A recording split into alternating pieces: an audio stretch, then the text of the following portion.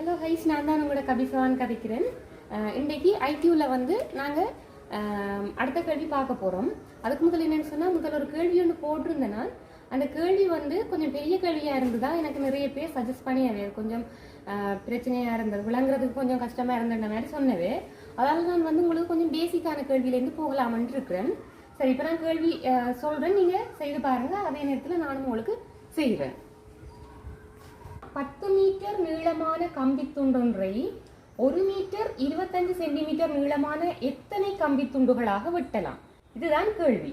அப்ப நாங்கள் இதுக்கு முதல் வந்து ஒரு மீட்டர் வந்து 1 மீட்டர் எத்தனை சென்டிமீட்டர்?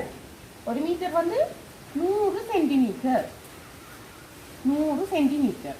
இது வந்து உங்களுக்கு ஏற்கனவே தெரிஞ்சிருக்கும், தெரியாதாக்கள் வந்து தெரிந்து கொள்ளுங்க. இப்போ நாங்கள் வந்து இந்த 10 மீட்டரை வந்து சென்டிமீட்டராக மாற்ற போகிறோம். இப்போ 1 மீட்டரை வந்து நாங்கள் சென்டிமீட்டராக மாற்றும் போது 100ஆல் பெருக்கலாம். 100ஆல் பெருக்கும் போது 100 சென்டிமீட்டராக இருக்கும். அதே போல் நாங்கள் இப்போ உங்களுக்கு இதில் கேட்டிருக்கிற கேள்வி 10 மீட்டர் நீளமான கம்பி துண்டு. அப்போ நாங்கள் என்ன செய்கிறோம்? 10 மீட்டரையும் 100ஆல் பெருக்கிறோம்.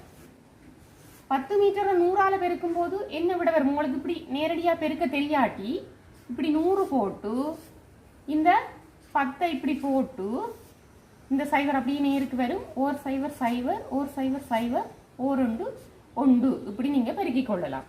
இது வந்து 1000. அப்போ 10 மீட்டரை 100ஆல் பெருக்கும் போது என்னது? 1000. அங்கே அலகு போடணும், சென்டிமீட்டர்னு சொல்லி இங்கே அலகு போடணும். கட்டாயம் அலகு போடுங்க. சரியா? இப்போ உங்களுக்கு தெரிஞ்சிட்டு 10 மீட்டர் வந்து 1000 சென்டிமீட்டர். இப்போ அடுத்தது என்ன சொல்லியிருக்கணும்? 1 மீட்டர் 25 சென்டிமீட்டர்மான நீளமான கம்பி துண்டா வெட்ட போகிறோம். அப்போ 1 மீட்டர் 25 சென்டிமீட்டர் நீளமானது. அப்போ உங்களுக்கு தெரியும் 1 மீட்டர் எத்தனை சென்டிமீட்டர்? ஏற்கனவே 100 சென்டிமீட்டர். சரியா? இதில் பார்த்துருக்குறோம். என்ன 1 மீட்டர் 100 சென்டிமீட்டர். அப்போ இந்த 100 சென்டிமீட்டர், இந்த 1 மீட்டருக்கு பதிலாக நீங்கள் 100 சென்டிமீட்டர் போடுறீங்க. 100 அதோட என்ன செய்கிறீங்க? இந்த 25 சென்டிமீட்டரை நீங்கள் கூட்டலாம். கூட்டும் போது எத்தனை வருது? 125 சென்டிமீட்டர் வருது. சரியா? ஓகே, அடுத்து நீங்கள் என்ன செய்ய போறீங்கன்னு சொன்னால், உங்களுக்கு 10 மீட்டர் எத்தனை சென்டிமீட்டர் தெரியும். ஆகவே அந்த சென்டிமீட்டர், அதாவது 1000 சென்டிமீட்டரை நீங்கள் போடுறீங்க. அதை வந்து இந்த 125 சென்டிமீட்டரால் நீங்கள் பிரிக்க போறீங்க. சரியா? இதை பிரிக்கும் போது 125 சென்டிமீட்டர், இந்த 1000 சென்டிமீட்டருக்குள்ள 125 சென்டிமீட்டர் எத்தனை தரம் இருக்குது? 8 தரம் இருக்கும்.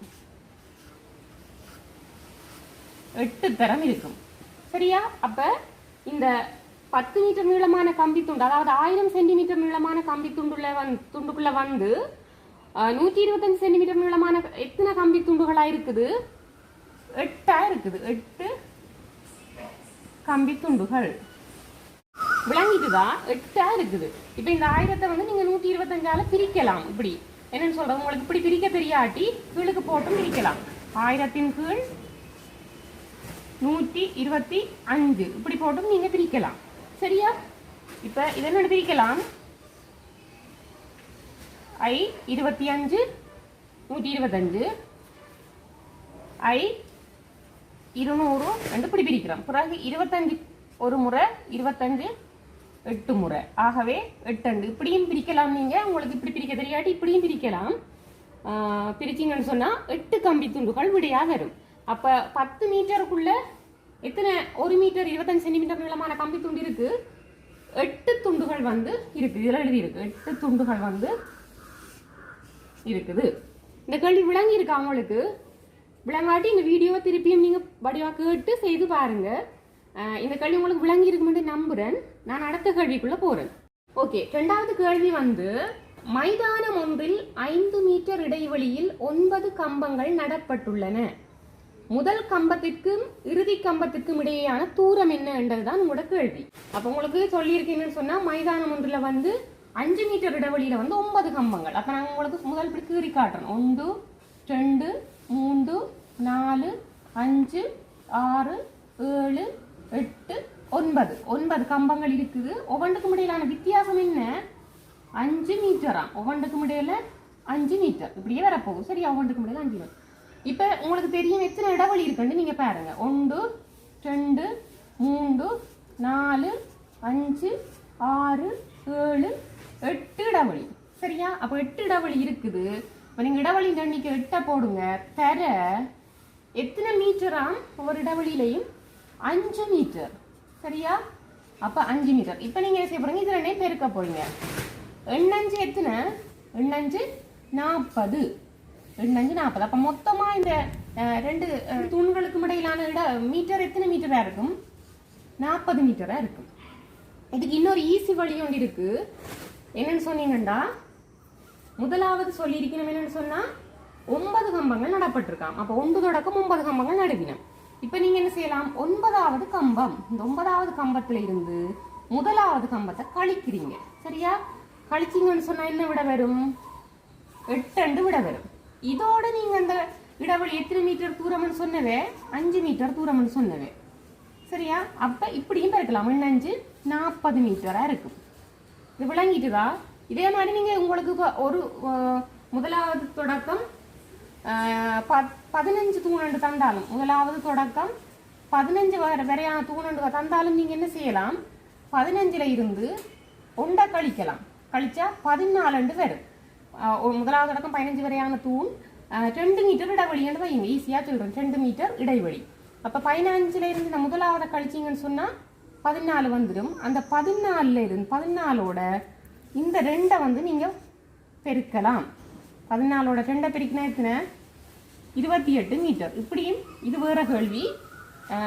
இது மாதிரியான ஒரு கேள்வி தான். இது உங்களுக்கு உதாரணத்துக்கு சொன்னான். இந்த கேள்வி உங்களுக்கு விளங்கி இருக்கும்னு நம்புறேன். நான் உங்களுக்கு 2 கேள்வி போட்டிருப்பேன். இந்த 2 கேள்வியை நீங்க செய்து பாருங்க. இதே மாதிரியான கேள்வியை நீங்களும் ட்ரை பண்ணி செய்யலாம். அவங்களோட பிள்ளைகளுக்கு வந்து நீங்க பேரண்ட்ஸ் வந்து ட்ரை பண்ணி செய்யலாம்.